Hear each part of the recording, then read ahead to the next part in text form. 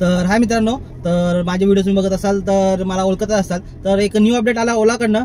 तर काय माहिती हा अपडेट का काढलाय ओलानी, की जे अगोदर उबरने काढलं होतं एसी नॉन एसीचा डिफरंट, तसं ओलाने आता काढलंय. तर याच्यामध्ये मला हे समजत नाहीये की का काढलंय. कारण आता थंडीमध्ये माहिती आहे थंडीमध्ये काय काय जणांना एसी लागत नाही वगैरे, रात्री नॉर्मल सगळेजण नॉर्मल रेटमध्ये बुकिंग करत होते. आता जर तुम्ही रात्रीची बुकिंग बघचाल तर जास्त करून बुकिंग आता रात्रीची नॉन एसीच येणार, कारण कस्टमरला एसी नाहीच लागणार. कारण माहिती आहे थंडी आहे तर, आणि जास्त करून कॅब ड्रायव्हर किंवा माझा भाव आणि मी सुद्धा रात्रीचं एसी बंद ठेवतो, विंडो खाली ठेवतो, म्हणून कस्टमर काय बोलायची गरजच आहे की एसी बंद करा वगैरे. पण आता जर असं ऑप्शन दिलंय तर रेट फक्त ते, आता मी इथं स्वारगेटची बुकिंग करतोय, तुम्ही बघू शकता फक्त 33 रुपये जास्त दाखवतो एसी साठी.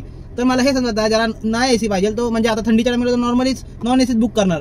तर याच्यामुळे एवढाच फरक पडणार आहे की जे आपण आता एसी बंद करून आपला ॲव्हरेज काढत होतो, आता ओलानी प्राइस कमी करून झालं, तेवढं कव्हर अप करून टाकलं. म्हणजे एसी लावून चालवा ना एसी बंद करून चालवा, आता तेवढंच पडतं ते. आता काय माहित काय हे अपडेट काढले, आधी उबरने पण काढलं होतं नंतर बंद केलं, पण आता ओलानी काढलं. आता बघूया हे ओलामध्ये किती दिवस चालतंय, पण हे नव्हतं करायला पाहिजे.